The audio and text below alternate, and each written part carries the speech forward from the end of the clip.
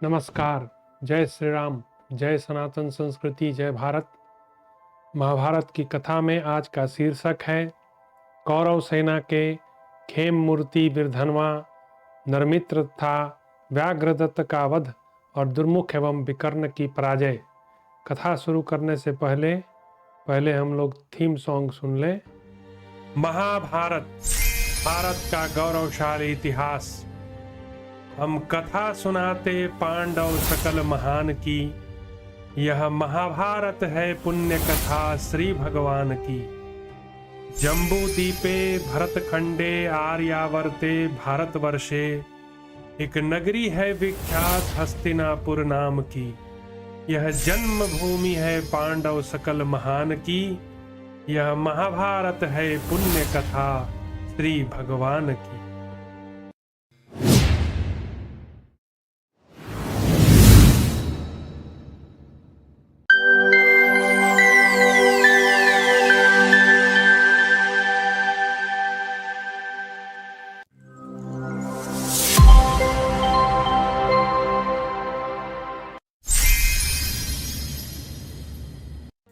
श्री रुक्मिणी कृष्णचंद्राभ्याम नमः।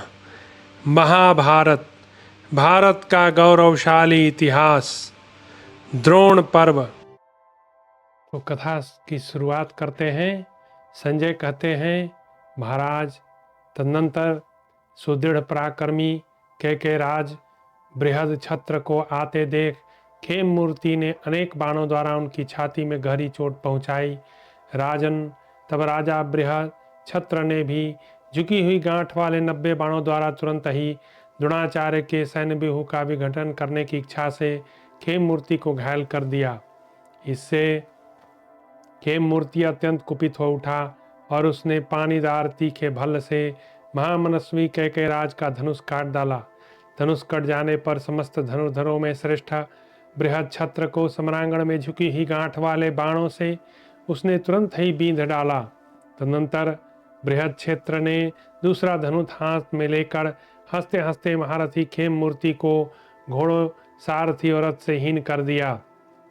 इसके बाद दूसरे पानीदार तीखे भल्ल से राजा खेम मूर्ति के प्रज्वलित कुंडलों वाले मस्तक को धड़ से अलग कर दिया।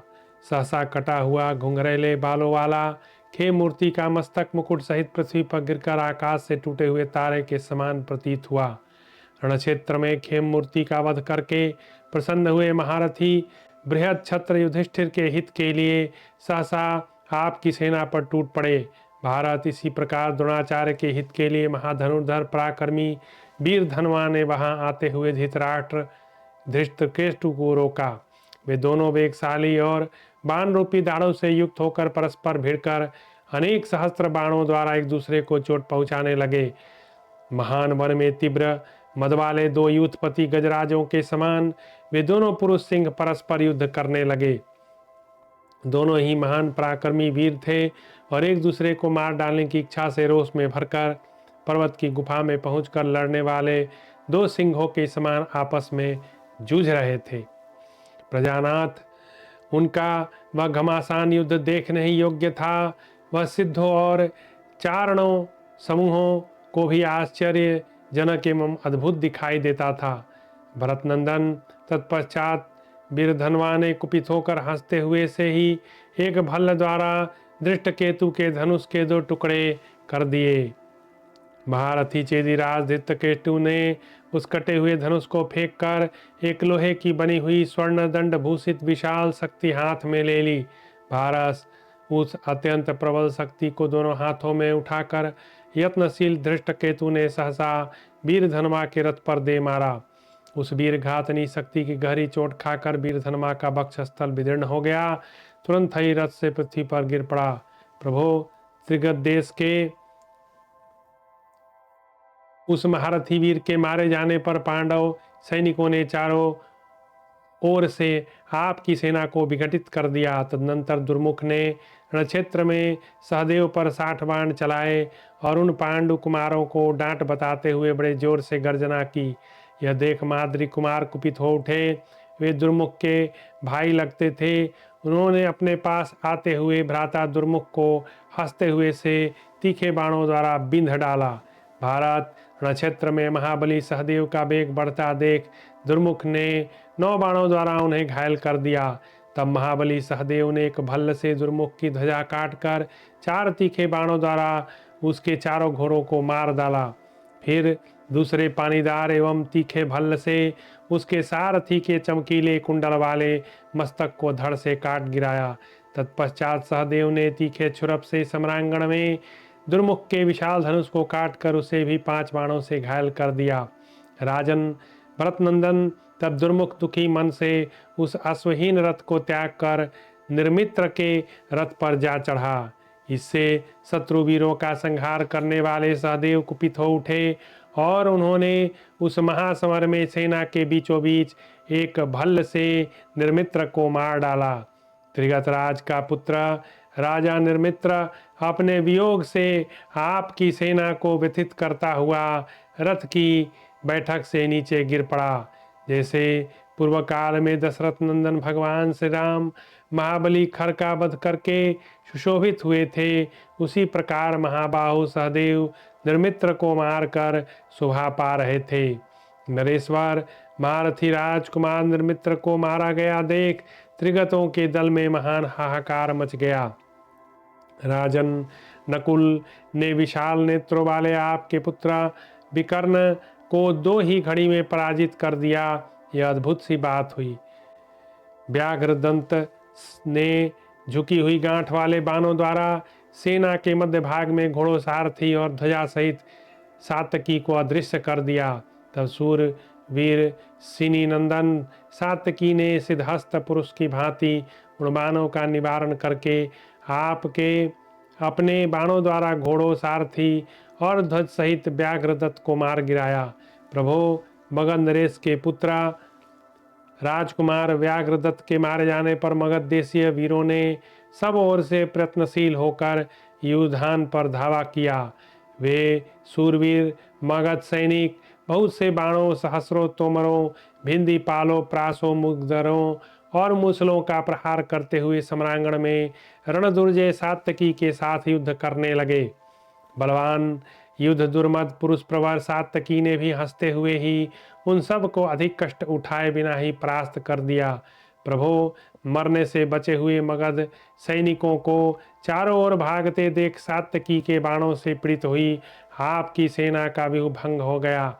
इस प्रकार मधुवंश के श्रेष्ठ वीर महायशस्वी सात्यकी रणक्षेत्र में आपकी सेना का विनाश करके अपने उत्तम धनुष को हिलाते हुए बड़ी शोभा पा रहे थे। राजन महामना महाबाहो सात्यकी द्वारा डराई गई और तितर बितर की हुई आपकी सेना युद्ध के लिए सामने नहीं आई। तब अत्यंत क्रोध में भरे हुए द्रोणाचार्य ने सहसा आंखें घुमाकर सत्यकर्मा सात्यकी पर स्वयं ही आक्रमण किया। द्रौपदी पुत्रों के द्वारा सोमदत्त कुमार सल का वध तथा भीमसेन के द्वारा अलम्बुस की पराजय। संजय कहते हैं, राजन महायशस्वी सल ने महाधनुर्धर द्रौपदी पुत्रों में से एक को 5-5 बाणों से बिंध कर पुनः 7 बाणों द्वारा घायल कर दिया। प्रभो उस भयंकर वीर के द्वारा अत्यंत पीड़ित होने के कारण वे सहसा मोहित हो यह नहीं जान सके कि इस समय युद्ध में हमारा क्या कर्तव्य है। तब नकुल के पुत्र शत्रुसूदन शतानीक ने 2 बाणों द्वारा नरश्रेष्ठ सल को घायल करके बड़े हर्ष के साथ सिंहनाद किया। इसी प्रकार अन्य द्रौपदी पुत्रों ने भी सम्रांगण में प्रयत्नशील होकर अमरसी सल को तुरंत ही 3-3 बाणों द्वारा बिंध डाला। महाराज तब महायशस्वी सल ने उन पर 5 बाण चलाए, जिनमें से एक एक के द्वारा एक एक की छाती छेद डाली। फिर महामनासल के बाणों से घायल हुए उन 5 भाइयों ने उस वीर को रणक्षेत्र में चारों ओर से घेर कर अपने बाणों द्वारा अत्यंत घायल कर दिया। अर्जुन कुमार श्रुतकृति ने अत्यंत कुपित हो 4 तीखे बाणों द्वारा सल के 4 घोड़ों को यमलोक भेज दिया।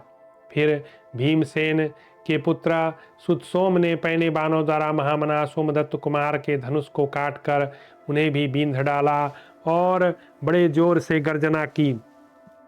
तदनंतर युधिष्ठिर कुमार प्रतिबिंध ने सल की ध्वजा काटकर पृथ्वी पर गिरा दी। फिर नकुल पुत्र शतानीक ने उनके सारथी को मारकर रथ की बैठक से नीचे गिरा दिया। राजन, अंत में सहदेव कुमार ने यह जानकर कि मेरे भाइयों ने सल को युद्ध से विमुख कर दिया, महामनस्वी सल के मस्तक को छुरप से काट डाला। सोमदत्त कुमार का प्रातः काल के सूर्य की भांति प्रकाशमान स्वर्ण भूषित वह मस्तक उस रणभूमि को प्रकाशित करता हुआ पृथ्वी पर गिर पड़ा। महाराज, महामना सल के मस्तक को कटा हुआ देख आपके सैनिक अत्यंत भयभीत हो अनेक दलों में बंटकर भागने लगे। तदनंतर जैसे पूर्व काल में रावण कुमार मेघनाद ने लक्ष्मण के साथ युद्ध किया था, उसी प्रकार अत्यंत क्रोध में भरे हुए राक्षस अलम्बुस ने महाबली भीमसेन के साथ संग्राम आरंभ किया। फिर उस रणक्षेत्र में उन दोनों मनुष्य एवं राक्षसों को युद्ध करते देख समस्त प्राणियों को अत्यंत आश्चर्य और हर्ष हुआ। राजन, फिर भीमसेन ने हंसते हुए 9 पैने बाणों द्वारा ऋषि सिंह कुमार अमरशील राक्षस राज अलम्बुस को घायल कर दिया। तब संग्राम में घायल हुआ वह राक्षस भयंकर गर्जना करके भीमसेन की ओर दौड़ा। उसके सेवकों ने भी उसी का साथ दिया। उसने झुकी हुई गांठ वाले 5 बाणों द्वारा भीमसेन को घायल करके उनके साथ आए हुए 300 रथियों का समर भूमि में शीघ्र ही संहार कर डाला। फिर 400 योद्धाओं को मारकर भीमसेन को भी एक बाण से घायल किया। इस प्रकार राक्षस के द्वारा अत्यंत घायल किए जाने पर महाबली भीमसेन मूर्छित हो रथ की बैठक में गिर पड़े। तदनंतर पुनः होश में आकर क्रोध से व्याकुल हुए वायुपुत्र भीम ने भार वहन करने में समर्थ उत्तम तथा भयंकर धनुष तान कर पैने बाणों द्वारा सब ओर से अलम्बुस को पीड़ित कर दिया। राजन, काले काजल के ढेर के समान वह राक्षस बहुत से बाणों द्वारा सब ओर से घायल होकर लहूलुहान हो खिले हुए पलाश के वृक्ष के समान शोभित होने लगा। भीमसेन के धनुष से छूटे हुए बाणों द्वारा समर भूमि में घायल होकर और महात्मा पांडु कुमार भीमसेन के द्वारा किए गए अपने भाई के वध का स्मरण करके उस राक्षस ने भयंकर रूप धारण कर लिया और भीमसेन से कहा, पार्थ, इस समय तुम रणक्षेत्र में डटे रहो और आज मेरा पराक्रम देखो। दुर्मते, मेरे बलवान भाई राक्षस राज बक को जो तुमने मार डाला था वह सब कुछ मेरी आंखों की ओट में हुआ था। मेरे सामने तुम कुछ नहीं कर सकते थे। भीमसेन से ऐसा कहकर वह राक्षस उसी समय अंतर्ध्यान हो गया और फिर उनके ऊपर बाणों की वर्षा करने लगा। राजन, उस समय सम्रांगण में राक्षस के अदृश्य हो जाने पर भीमसेन ने झुकी हुई गांठ वाले बाणों द्वारा वहां के समूचे आकाश को भर दिया। भीमसेन के बाणों की मार खाकर राक्षस अलम्बुस पलक मारते मारते अपने रथ पर जा बैठा। वह क्षुद्र निशाचर कभी तो धरती पर आ जाता, कभी आकाश में उड़ जाता। उसने वहां छोटे बड़े बहुत से रूप धारण किए। वह मेघ के समान गर्जना करता हुआ कभी बहुत छोटा हो जाता, कभी महान, कभी सूक्ष्म रूप धारण करता, कभी स्थूल बन जाता। इसी प्रकार वह सब ओर से घूम घूम कर वह भिन्न भिन्न प्रकार की बोलियां भी बोलता था। उस समय भीमसेन पर आकाश से बाणों की सहस्रों धाराएं गिरने लगी। शक्ति, कणप, प्रास, शूल, पाटिस, तोमर, शतघ्नी, परिक, भिंदीपाल, फरसे, शिलाएं, खड़ग, लोहे की गोलियां, रिष्टि और वज्र आदि अस्त्र शस्त्रों की वर्षा होने लगी। राक्षस द्वारा की हुई उस भयंकर शस्त्र वर्षा ने युद्ध के मुहाने पर पांडुपुत्र भीम के बहुत से सैनिकों का संहार कर डाला। राजन, राक्षस अलम्बुस ने युद्ध स्थल में पांडव सेना के बहुत से हाथियों, घोड़ों और पैदल सैनिकों को बार बार संहार किया। उसके बाणों से छिन्न भिन्न होकर बहुतेरे रथी रथों से गिर पड़े। उसने युद्ध स्थल में खून की नदी बहा दी, जिसमें रक्त ही पानी के समान बहता था। रथ भौरों के समान जान पड़ते थे। हाथियों के शरीर उस नदी में ग्राह के समान सब ओर छा रहे थे। छत्र हंसों का भ्रम उत्पन्न करते थे। वहाँ कीच जम गई थी, कटी हुई भुजाएं सर्पों के समान सब ओर व्याप्त थीं। राजन, बारंबार चेदी पांचाल सृंजयों को बहाती हुई वह नदी राक्षसों से घिरी हुई थी। महाराज, उस निशाचर को समरांगण में इस प्रकार निर्भय सा विचरते देख पांडव अत्यंत उद्विग्न हो उसका पराक्रम देखने लगे। उस समय आपके सैनिकों को महान हर्ष हो रहा था। वहाँ रणवाद्यों का रोमांचकारी एवं भयंकर शब्द बड़े जोर जोर से होने लगा। आपकी सेना का वह हर्षनाद सुनकर पांडु कुमार भीमसेन सहन नहीं कर सके।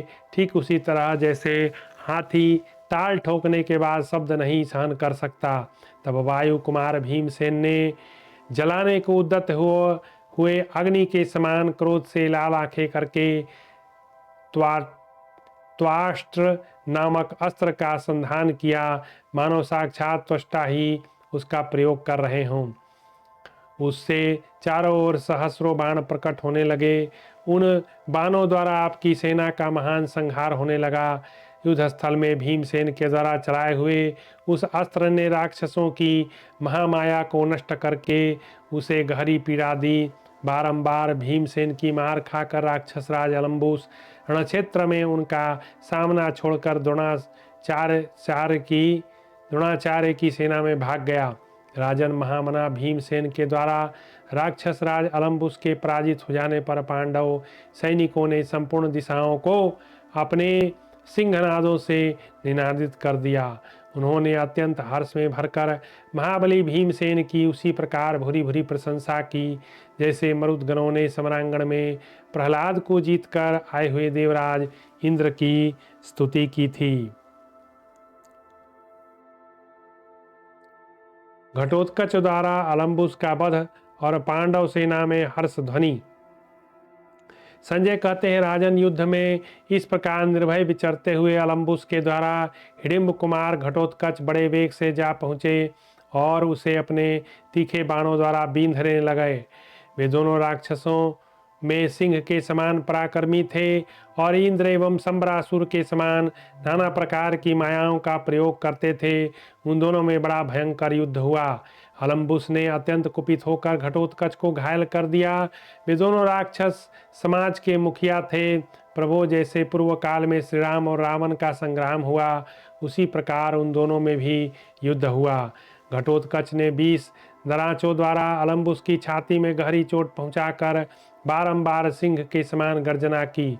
राजन, इसी प्रकार अलम्बुस भी युद्धोन्मत्त घटोत्कच को बार बार घायल करके समूचे आकाश को हर्षपूर्वक गुंजाता हुआ सिंहनाद करता था। इस प्रकार अत्यंत क्रोध में भरे हुए वे दोनों महाबली राक्षस परस्पर मायाओं को प्रयोग करते हुए समान रूप से युद्ध करने लगे। वे प्रतिदिन सैकड़ों मायाओं की सृष्टि करने वाले थे और दोनों ही माया युद्ध में कुशल थे, अतः एक दूसरे को मोहित करते हुए माया युद्ध करने लगे। नरेश्वर, घटोत्कच युद्ध स्थल में जो जो माया दिखाता उसे अलम्बुस अपनी माया द्वारा नष्ट कर देता। माया युद्ध विशारद राक्षस राज अलम्बुस को इस प्रकार करते देख समस्त पांडव कुपित हो उठे। राजन, वे अत्यंत उद्विग्न हुए। भीमसेन आदि श्रेष्ठ वीर क्रोध में भरकर रथों द्वारा सब ओर से अलम्बुस पर टूट पड़े। मान्य नरेश, जैसे जलती हुई उल्काओं द्वारा चारों ओर से घेर कर पृथ्वी पर प्रहार किया जाता हो, उसी प्रकार रथ समूह के द्वारा अलम्बुस को कोष्ठबद्ध करके वे सब लोग चारों ओर से उस पर बाणों की वर्षा करने लगे। उस समय अलम्बुस अपने अस्त्रों की माया से उनके उस महान अस्त्र वेग को दबाकर रथ समूह के साथ उस घेरे से मुक्त हो गया, मानो कोई गजराज दवा नल के घेरे को पार कर गया हो। उसने इंद्र के वज्र की भांति घोर टंकार करने वाले अपने भयंकर धनुष को तानकर भीमसेन को 25 और उनके पुत्र घटोत्कच को 5 बाण मारे। आर्य, युधिष्ठिर को 3, सहदेव को 7, नकुल को 73, द्रौपदी पुत्रों को 5-5 बाणों से घायल कर दिया।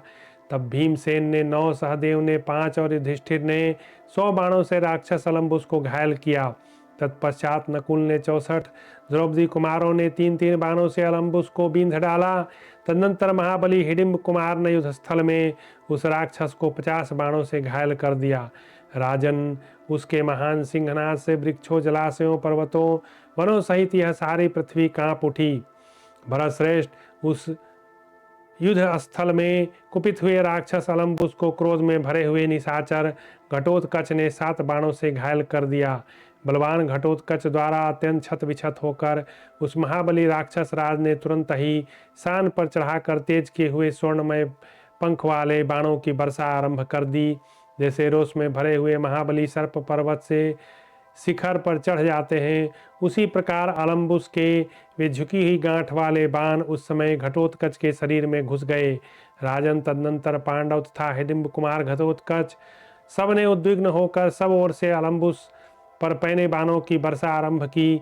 विजय से उल्लसित होने वाले पांडवों द्वारा समरभूमि में विद्ध होकर मर्मस्थ धर्म को मर्त्य धर्म को प्राप्त हुए अलम्बुस से कुछ भी करते न बना। तब समर कुशल महाबली भीमसेन ने अलम्बुस को उस अवस्था में देखकर मन ही मन उसके वध का निश्चय किया। उसने जले हुए पर्वत शिखर पर कटे छटे कोयले के पहाड़ के समान प्रतीत होने वाले राक्षस राज अलम्बुस के रथ पर चढ़ने के लिए महान वेग प्रकट किया। क्रोध में भरे हुए हिडिंब कुमार ने अपने रथ से अलम्बुस के रथ पर कूद कर उसे पकड़ लिया। जैसे गरुड़ सर्प को टांग लेता है, उसी प्रकार उसने भी अलम्बुस को उठा लिया। दोनों भुजाओं से अलम्बुस को उठाकर घटोत्कच ने बार बार घुमाया। जैसे जल से भरे हुए घड़े को पत्थर पर पटक दिया जाए, उसी प्रकार शीघ्र पृथ्वी पर दे मारा। घटोत्कच के बल फूर्ति दोनों विद्यमान थे, वह अद्भुत पराक्रम से संपन्न था। उसने रण क्षेत्र में कुपित होकर आपकी समस्त सेना को भयभीत कर दिया। वीर घटोत्कच के द्वारा मारे गए सालकंटका के पुत्र अलम्बुस के सारे अंग फट गए, उसकी हड्डियां चूर चूर हो गई थी और वह बड़ा भयंकर दिखाई देता था। उस निशाचर अलम्बुस के मारे जाने पर कुंती के सभी पुत्र प्रसन्नचित हो सिंहनाद करने लगे। भरतश्रेष्ठ टूट फूट कर गिरे हुए पर्वत के समान महाबली राक्षस राज अलम्बुस को मारा गया देख आपके सूरवीर योद्धा था सारी सेना हाहाकार करने लगी। पृथ्वी पर अकस्मात टूटकर गिरे हुए मंगल ग्रह के समान धराशायी हुए उस राक्षस को बहुत से मनुष्य कौतूहलवश देखने लगे। तदनंतर घटोत्कच धर्मपुत्र राजा युधिष्ठिर के पास जाकर हाथ जोड़कर नवाकर अपना कर्म निवेदन करता हुआ उनके चरणों में गिर पड़ा। राजन, तब ज्येष्ठ पांडव ने उसका मस्तक सूंघ कर हृदय से लगाकर कहा, वत्स, मैं तुम पर बहुत प्रसन्न हूँ। उस समय युधिष्ठिर के नेत्र हर्ष से खिल उठे। सालकंटका के पुत्र राक्षस अलम्बुस को जब घटोत्कच ने पृथ्वी पर रगड़ कर मार डाला, तब सब लोग प्रसन्न हुए। पके हुए अलम्बुस फल के समान अपने शत्रु अलम्बुस को मारकर घटोत्कच वह दुष्कर पराक्रम करने के कारण अपने पिता पांडवों तथा बंधु बांधवों से सम्मानित एवं प्रशंसित हो उस समय बड़ी प्रसन्नता का अनुभव करने लगा। तत्पश्चात पांडव पक्ष में शंख ध्वनि तथा नाना प्रकार के बाणों की सनसनाहट के शब्द से मिला हुआ बड़ा भारी आनंद कोलाहल प्रकट हुआ। उसे सुनकर समस्त पांडव बड़े प्रसन्न हुए। वह आनंद ध्वनि जगत में दूर तक फैल गई। इस प्रकार श्री महाभारत द्रोण पर्व के अंतर्गत जयद्रथ वध पर्व में अलम्बुस वध विषयक 109वां अध्याय पूरा हुआ। तो आज हम लोग कथा यहीं समाप्त करते हैं। अगली कथा में हम लोग फिर मिलेंगे। तब तक के लिए आप सभी लोगों का बहुत बहुत धन्यवाद।